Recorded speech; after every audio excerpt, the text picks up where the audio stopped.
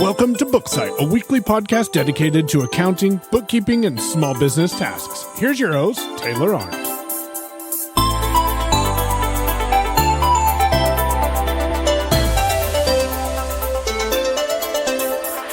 Hello, everyone. Welcome to my new podcast, BookSight.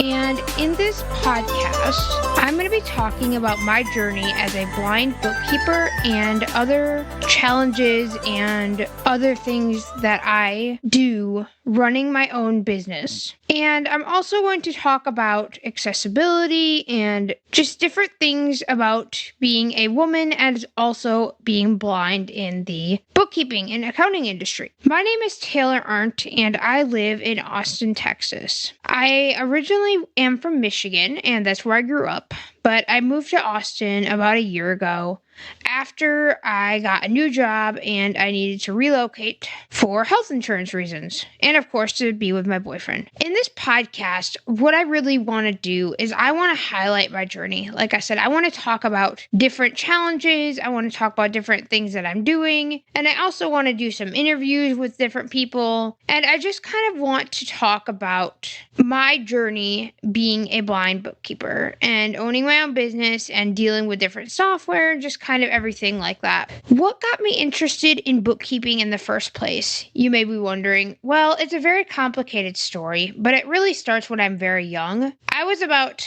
7 or 8, and my mom went to school for some kind of accounting field. I don't remember what she went for, but either way, I remember the memory very vividly because I was in the kitchen and I saw these textbooks that were laying on the table, and I was very intrigued. I'm like, ooh, what are these textbooks, right? Because, I just saw these new things and I couldn't read them because they were completely inaccessible to me, being blind. And I'm like, what are these textbooks? What are these things that I want to be able to read? Well, it turns out they were accounting textbooks because my mom had an accounting class. And me being very young, I barely knew what accounting was. I didn't really know at all. All I knew is that she'd talk about it and she'd be like, I'm in accounting, doing this and that kind of thing. And, here are my textbooks. Well, one day I got a hold of these textbooks and I'm like, I want to read these textbooks. So my dad kind of had the luck of the draw, and he literally read me basic accounting textbooks at the age of 7 or 8, and I was learning about what a balance sheet was, and I was learning about basic accounting terms, and I'm like, ooh, I love this stuff. I didn't really think I did, but I learned that I really liked it. And so then the next thing came along where it was time for me to go to college, and I really wanted to do computer science because that's what I have always wanted to do. I wanted to be a software developer. Well, in the combination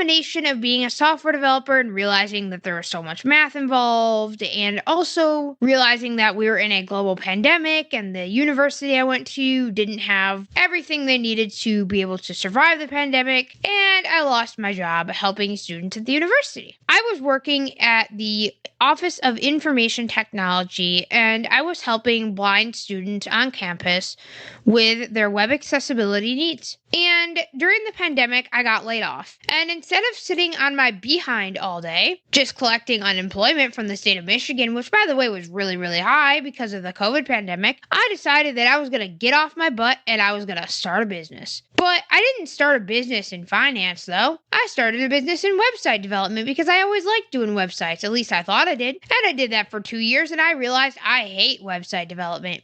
I hate it with a passion. I don't like it at all. I mean, of course I'm blind, so I had to hire out subcontractors, and, well, did I mention that I was doing payroll too? Yeah, I had to do payroll for my subcontractors. Of course, it was just 1099 payroll. But then I soon realized that I was spending more time in QuickBooks than I was actually designing clients' websites. So I then realized that maybe I needed to switch my path. I didn't really think about that, though, until I moved to Texas when I really had a good opportunity to. So I started a new job at a web accessibility firm, and I had a great opportunity. I had a lot of time on my hands, and I'm like, I want to explore my other interests. I went ahead and explored my interest of QuickBooks and bookkeeping and finance.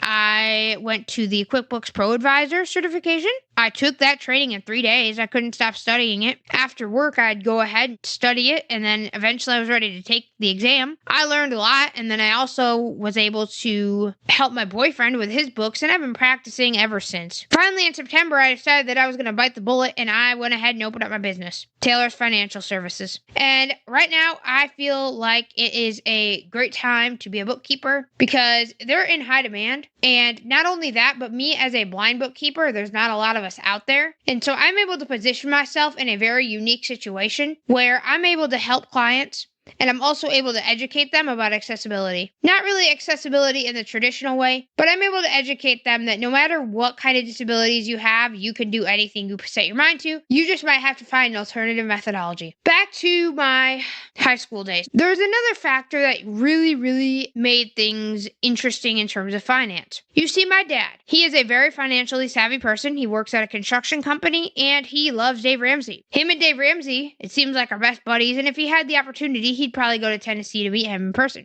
Dave Ramsey is a radio personality and he helps people to get out of financial trouble. He has a whole bunch of different books and he has a whole empire, Ramsey Solutions. But either way, he hosts this radio show, and you know what my dad made me do? He'd make me listen to it when we were in the car. And not only he'd make me listen to it when you're in the car, but after that person was done, he would ask me, he's like, Taylor, how would you help this person? I don't know why he'd be asking me these questions. He'd be like, so how would this person get out of debt? You know, how would you advise this person? Or all of these kind of scenarios. Sometimes I'd be riding with him in the car and he'd be out going to have to get gas or something, and then he asked me to summarize what happened when he was gone. All of these things led to another, and then I realized that I love finances. I mean, I love money. I don't know who doesn't. But more importantly than that, I love dealing with money and I love helping people deal with money. I'm not really interested in the personal finance side as much as I am the business finance side. But either way, combined with my dad and my mom, it really made for a very interesting combination of factors. Now, here's the other thing too. My entire family has some kind of businesses that they run. My uncle runs a landscaping company. My sister and her husband run a concrete business. My grandmother on my dad's side runs a skin care business as well as other businesses. And either way, that's like 3 or 4 businesses in the family. So, you know, I had a lot of mentors and I had a lot of people that really helped me along the way. I've been running businesses, y'all, since I got out of high school. I mean, I've been running website design businesses or, I don't know, some other random businesses. And I'm like, I'm just going to run businesses because I had nothing else better to do. I grew up in a small town in Michigan. I didn't really do any after school activities. And I'm like, well, I might as well try to make some money. So I went ahead and started some businesses and it worked out very well. But then I went to college and I didn't have a business for a little while. I worked as a W-2 employee for a change, and then I went ahead and started my other business as soon as the COVID pandemic hit. And I really liked that business, but then I realized that I don't like website design. So here we are today. I work for a big accessibility testing firm, and I have a bookkeeping business on the side. Now, you may be asking yourself, how do I do bookkeeping if I'm blind? That's a very valid question, and I'm glad you asked. The short answer is I use a screen reader. And a screen reader, in layman's terms, is a piece of software that is either built into the operating system or can be downloaded, and it helps a blind user or even learning disabilities navigate the screen. So let me explain. You see, I am in a Zoom meeting right now. That's how I'm recording this podcast. And of course, in order to record this podcast, I had to open up the Zoom app. I had to start recording. And of course, I had to do a whole bunch of mic setup. But either way, my screen reader reads out everything on the screen to me. And I don't use a mouse. That's something else. I don't use a mouse, and all I do is I use the computer via the screen reader, meaning that I use the computer just by keyboard commands alone. So let me go ahead and demonstrate. I'm going to go ahead and turn on my screen reader so that you guys can hear how fast it talks. I wasn't planning on doing this, but I want to be able to show people how I operate. So let's see, go ahead and I'll show you guys how fast, because here's the thing. As a blind person, I am so used to hearing speech that my screen reader reads at a very, very fast speed. So usually when I'm doing demonstrations, I have to slow it down. And I'm going to do that too as well. but I'm also going to have it at full speed so you can hear how fast I hear things. Because if I don't have things at a very fast speed, how am I going to compete with my sighted colleagues when I have to be able to hear things? They could just look at the page. So having a speech at a very fast rate helps me to be able to read things at the same speed that my sighted colleagues would, although it's in a different modality. So while they look at the screen, I listen. So let me go ahead and demonstrate. That way you guys can hear what it sounds like and you can kind of get a taste into my world. Media controls window. All right, so you hear my screen. You hear a very fast voice, I'm sure. It's pretty fast, and it is probably a little bit robotic to you, I'm sure. So let me go ahead and show you guys how fast it talks. Zoom row 1 column. Settings row 1 inbox dash equals dash mail row 1 column 4 inbox dash zoom window.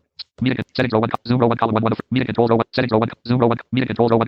You're probably thinking, oh my gosh, that is way, way, way too fast. And I'm sure it is. So let me go ahead and slow it down for you guys can be able to hear this.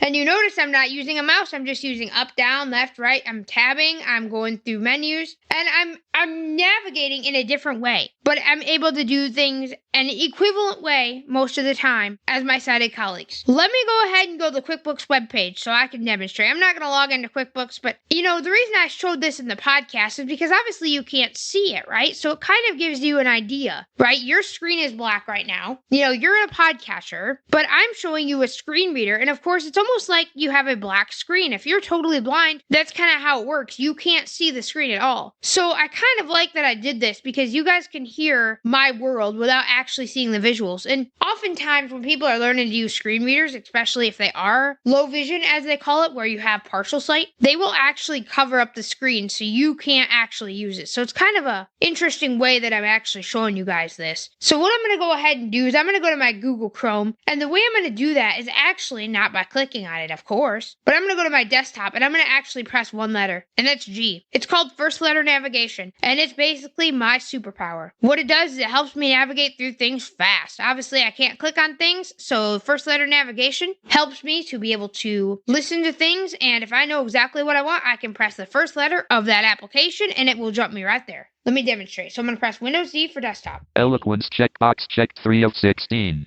Google Chrome. G. Google Chrome checkbox. Enter. And now I get my Chrome profiles. I love Chrome profiles. What it does is it helps me separate between my work, my fun, my YouTube, and my other stuff. So I'm going to find my Tay Finance profile, which is for my Google account for my business. All right, I'm going to go ahead and search. Tay Finance Pro. And that's actually called a screen reader find, where I go ahead and search for things on the screen that I know are there. Okay, so I am at my new tab, and I'm going to go ahead and type in QuickBooks.intuit.com. QuickBooks.intuit. I go there so much that it just decided it was going to autofill it. And you may be wondering, this is a very big website, and sure it is. And so how do I navigate around, right? There's so many elements and so many things that I want to do. Well, the easiest way I can do that is I can use what are called landmarks. Landmarks are kind of very awesome structural navigation elements that help me navigate. So these include buttons, links, lists, and if you're a good web developer, a lot of you guys are not, but if you're a good web developer, you will make sure that your websites are accessible. And by making your websites accessible, people like me can navigate your website. So if you are a website developer, or you are a CPA firm and you develop websites, or you have a website for your firm, or who knows, just try to keep people in mind that use screen readers, because it's very important. If things are not accessible, then it makes things a lot harder. So QuickBooks is fairly accessible, but it's just a great example. This is just the landing page. So let's go ahead. I'm going to go ahead and go by my links. What I'm going to do now is I'm going to just search for what I want. So there's a bunch of links on this page, and I can press the first letter of that link I want to go to as well. So first letter navigation works, and it helps me to be able to navigate very, very fast, because a lot of times people are like, how do you find this so fast, or how do you keep up? My secret's first letter navigation, y'all. So let's see what's on this. Visited 2 products, plans, and learn and talk to sales : 1-855. Learn more. See all. Take the quiz 10. Start here 11. Important. See plan 7. So you notice that there's a bunch of links. I can also filter by buttons as well. So if I want to log in, I'll show you guys what I do for that. I just press tab. S. Sign in 2 of. Look at that. Sign in. But I wanted to demonstrate that anytime I press a letter, it will go ahead and navigate to that link there. So this is just a quick screen reader demo. The purpose of it was just kind of show you about my world and show you kind of the basics of how I navigate. There's a lot more intricacies, but that's just kind of a basic overview. And the recap of this is that if you are someone who owns a CPA firm, or you are a bookkeeper, or you are a web developer, or you have any influence in terms of making websites, or you even have a website for your small business, I would really, really encourage you to make your website accessible and make sure that it is visible by everyone with different disabilities, because a lot of websites are not accessible. And if websites are not accessible for people with disabilities, do you know that they'll just turn away and go to your competitor? So it's something to keep in mind. A lot of blind people or other disabilities, they are going to need help with their taxes. That's just an example, but, make sure that your website's accessible. Make sure you're inviting to people with disabilities. It's very important that you guys help, people with disabilities, and that you guys make your websites inviting, because trust me, people with disabilities make up a huge economic market. And if you don't cater to them, then you're losing a ton of business. So anyways, that rant is over. Let me go ahead and again stop the screen reader, because we're going to talk about some other things, but I just kind of wanted to give you a glimpse into my world. So I hope that gave you a good introduction to how I navigate the web. And of course, like I said, there's a lot more to this than what I showed, but I really hope that this was a first step in terms of, how I navigate. And the other thing to know is that I prefer QuickBooks Online by a long shot. And I know a lot of you guys are going to be moaning and groaning, like, I don't like QuickBooks Online. But something you guys have to know about me is that I am not your typical bookkeeper. I'm also not your typical practice owner. My firm is very high tech. Again, I used to be in the tech industry before I got into bookkeeping. And I use tech tools to my advantage. I make sure that everything that I do is cloud-based, and I don't do anything with desktop. In fact, I was on Tax Twitter. If you guys don't know what Tax Twitter is, y'all should probably check it out. It's basically a place where all these tax professionals come. It's a hashtag. So I post a lot in there, but something that we were talking about a couple days ago is QuickBooks Desktop versus online. And I know this is going to be a big bear to take, but I'm just going to go into it right now. So I've literally said on this thread that I am a QuickBooks Online user through and through. I don't even have a subscription to desktop. Frankly, I don't even know how to use desktop, and I'm not even interested in using it. Because the thing is that the accessibility of QuickBooks Online is so much better. And if a product is so much more accessible, then I'm going to use it because I'll be able to make more money. Well, not only that, but I'll be able to use the product in the first place, which is kind of important. So my advice to you is, I understand that a lot of people like QuickBooks Desktop and they may be, stuck in their ways of using QuickBooks Desktop.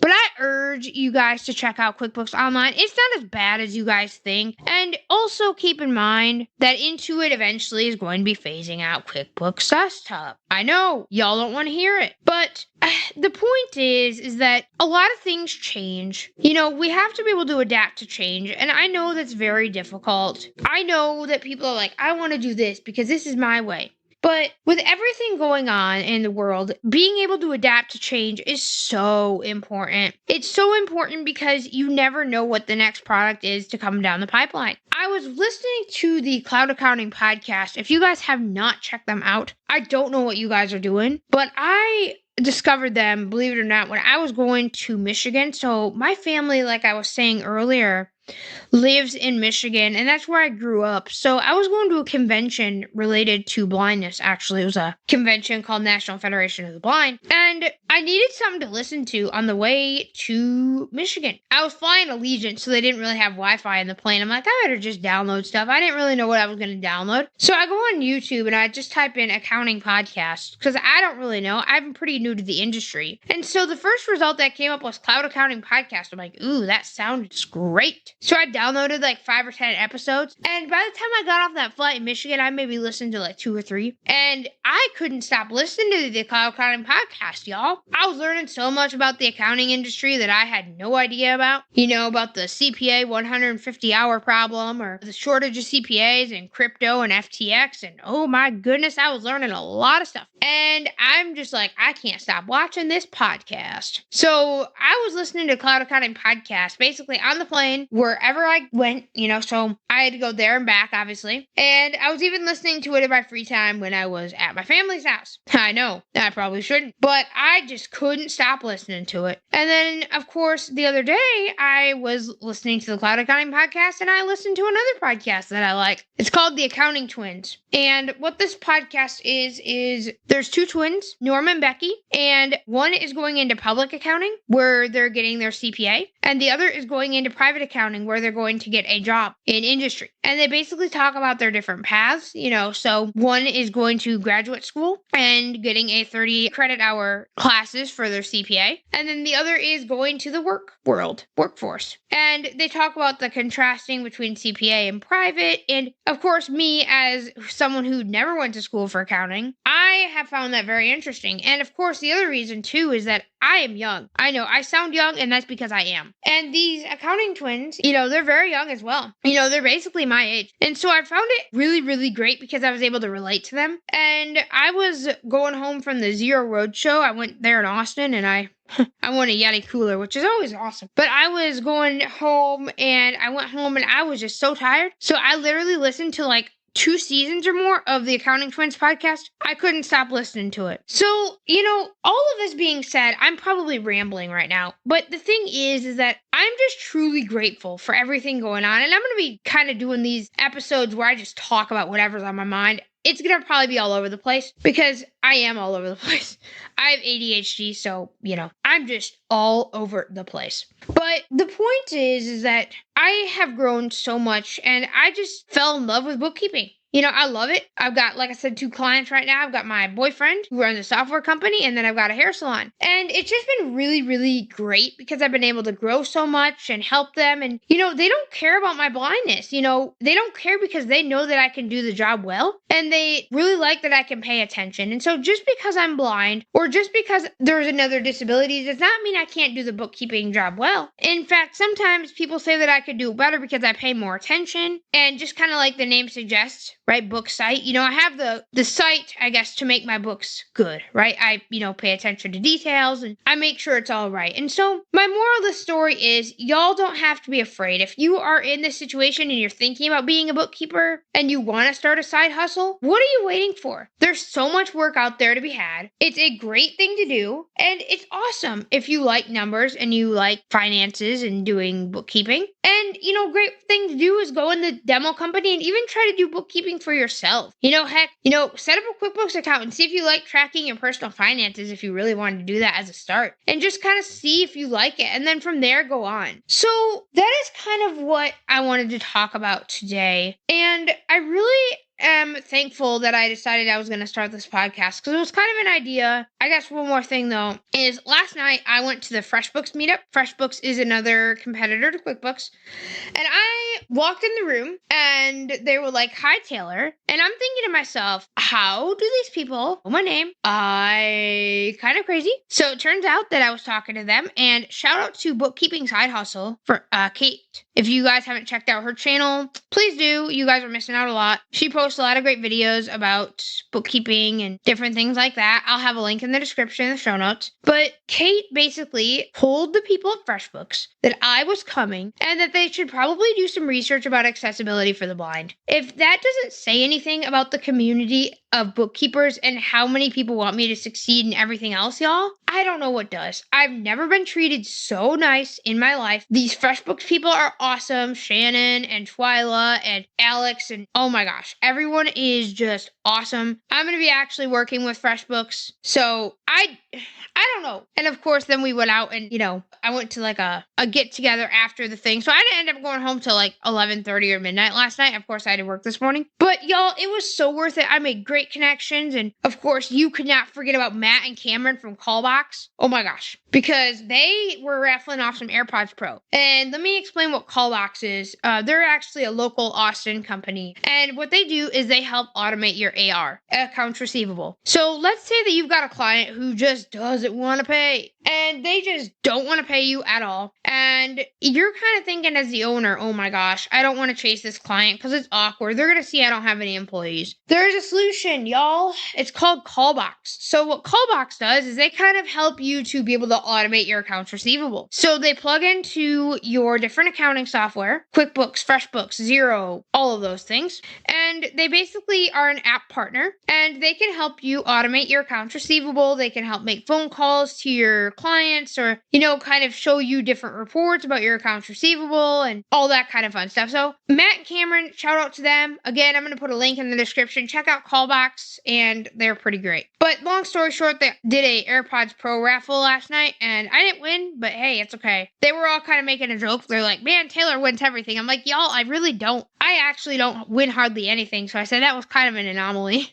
But, long story short, y'all, these people, if you guys haven't gone to Austin, you guys probably should. Why not? Everyone needs to come to Austin. We need to have a big get together. And just, all these accountants, everyone needs to come to Austin. I know hopefully we're going to have some more meetups coming up, but everyone is just so friendly. And I wasn't sure what was going to happen when I was going to be a blind bookkeeper. I wasn't sure how good of reaction I was going to get. I wasn't sure who was going to treat me well, if anyone would treat me well. I wasn't sure because, again, there's not a lot of blind bookkeepers out there. It's kind of a different thing that is not very common. A lot of blind people go into tech or the rehab or government professions, but there's not a lot of blind bookkeepers out there. So I want to be the one who helps to make bookkeeping accessible. Not only accessible, but I want to show that I can do it and I can be successful. Okay, I've been talking for way too long, and I am going to go ahead and end this episode. So where you can find me online, you can find me on Twitter, of course, Tax Twitter. You can also find me on Mastodon. Speaking of Mastodon, I have an accounting server, so I have created a server for accountants to join, and basically it's called accounting.social, and I'll put a link in the description and show notes. But basically, if you're an accountant and you want to go at another platform besides Twitter, go ahead and join my accounting.social Mastodon. We talk about everything, and everyone's kind of awesome there. And so if you want to join, feel free. Also, like I said, I'm on Tax Twitter. I'm on Twitter as well, but Tay Arndt as my username, and eventually I'll be creating a podcast Twitter as well. So that is where you can find me online. And with that being said, everyone, have a great day, and we're gonna talk soon. I'm gonna try to do these weekly, but man, this was a lot of fun. So all right, everyone, have a great night, everyone, and we'll talk soon. Thank you for tuning in to the BookSight podcast. You can find show notes, transcripts, and ways to support the show at BookSight.net. Let's get social. Follow us on Twitter at BookSightPod and like us on Facebook at BookSight Podcast. You can also connect with us on Mastodon at accounting.social. Our host, Taylor Arndt, is on Twitter at TayArndt, and her website is at tayfinance.com. If you enjoyed the show, please leave us a review and let us know what you thought. We'll be back next week with more tips and insights on accounting, bookkeeping, and small business tasks. This was a Payon Media production.